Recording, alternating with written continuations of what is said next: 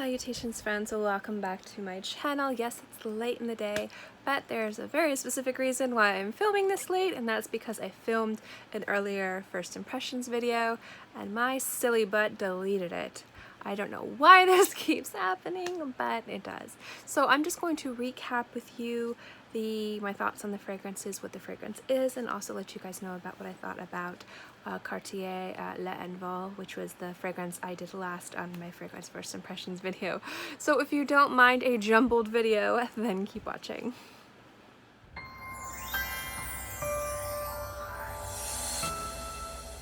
Hi, hello, salutations. Alright, so if you're unfamiliar, if this is your first time tuning in, please forgive my unprofessionalism. But I'm a goofball and I have deleted more videos than I want to admit. But it's been about 2 weeks since I've done a first impressions video, so I had to get it up today, and it was a fragrance I was really excited to do a first impression on too. So if you're unfamiliar with how these videos usually go, not this one, but normally, I have a fragrance I have never put on my skin. In some cases I've never smelled it before, in other cases I've smelled it on other people or on strips, but never myself have tried it on my skin with my body chemistry. I spritz it on my skin, give about 15-20 seconds, and then I'll give you my first impressions of the opening. Then I'll come back for however long I feel this fragrance needs to dry down, and I'll give you my first impressions of the dry down.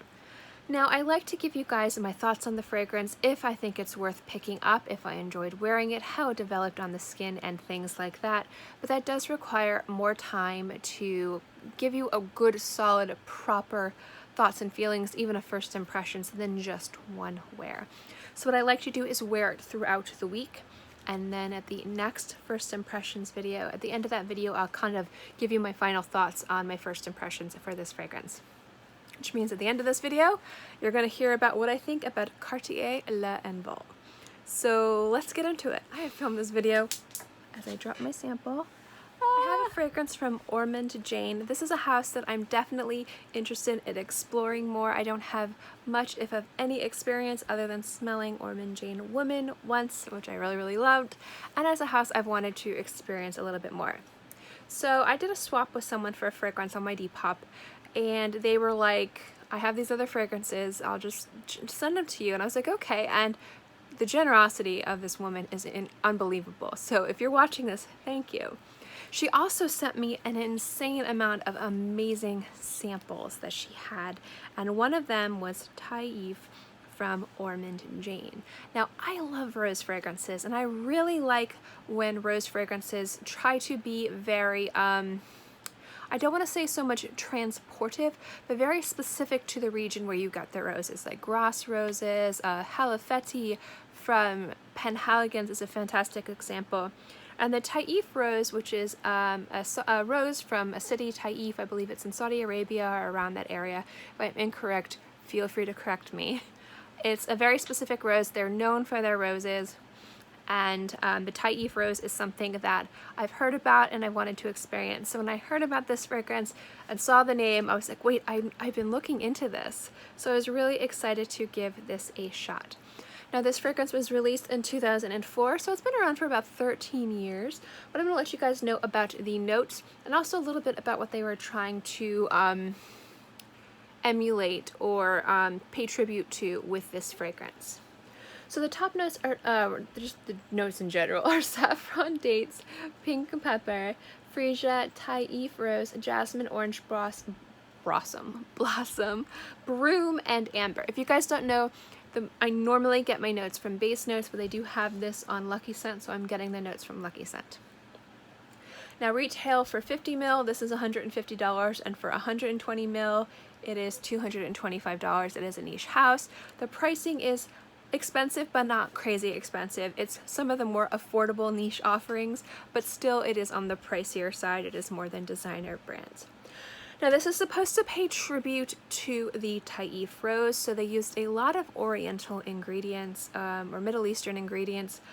like saffron, dates, pink pepper, and things like that to kind of pay tribute to the rose and where you could find the rose. While at the same time, this is supposed to be an oriental floral and it's supposed to be more on the sheer side.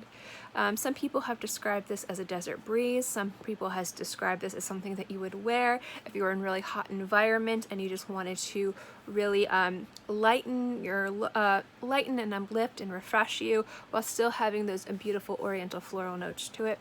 So I'm really excited to try this fragrance, or I was really excited to try this fragrance. So obviously I've tried the fragrance and I've been wearing it for hours. So I'm going to be able to give you a little bit more of an idea about how it's developed on the skin, because initially when I did try it, I had some really real feelings about it. First things first, the opening is very bright. You get a lot of freesia, a lot of orange blossom, and a blossom. I don't know why I say that.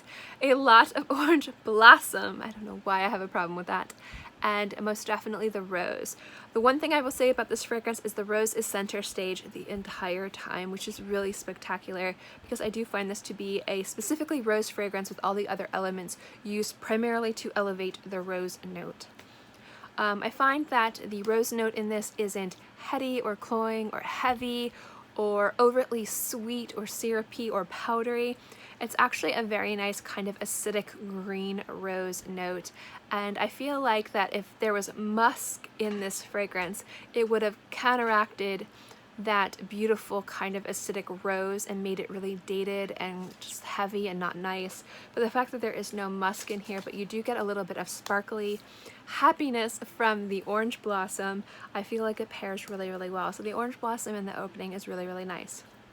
Now initially I let this fragrance dry down on my skin for about an hour, and I was a little bit underwhelmed at the beginning. I found that the rose and the orange blossom and the jasmine were the primary notes, which is totally fine because overall it was really beautiful. But this was described as an oriental floral, and I didn't get any of those really beautiful oriental notes to it. I was really excited about the spiciness of the saffron and the pink pepper specifically, and also really interested to see how the amber was going to come into play along with the dates. And on my skin, it just kind of felt like it could probably be a flanker to Roses de Chloe from Chloe. Beautiful fragrance, absolutely stunning, would wear it. My husband gave me compliments on it, but it didn't have the beautiful effervescence that I was hearing about when I was reading reviews on it, and also when I was reading the notes and getting really excited for some type of sheer beautiful rose oriental floral fragrance. Now I will say this did take a long time to develop on my skin. It took about 3 hours for it to really have all of the notes come into play, and when all the notes came into play, it was something really spectacular.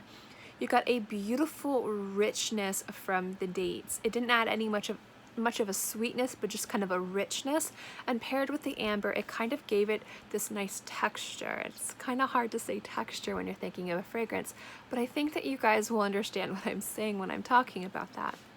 Overall, the pink pepper came out after the first hour, but it's when the date came out and paired with the orange blossom and the amber is when I think I really started to enjoying it. It had a little bit more of a richness to it. I didn't get much saffron on my skin, but I don't think I mind that actually. I kind of like the idea that the saffron was paired really lightly, like a faint whisper in the background. It was really nice. And overall, although this wasn't the fragrance I had in my mind and I was hoping for, I was left with something really beautiful and something I really enjoyed. I can definitely see where someone was saying that this is kind of like a cool, perfumed breeze in the desert. Even though this had a lot of elements to it that can make it seem a little bit more damp or moist, it's actually quite dry. And I do like very much that it did have that kind of little inkling of saffron and pink pepper in the background, while in no way did it ever influence the integrity of the Ta'if rose. It was always a very acidic, green, somewhat bitter rose scent, and the sweetness was brought out by the other elements or the other notes in the perfume, but in no way did it counteract or ruin the beautiful balance of that acidity and greenness and sweetness from the rose.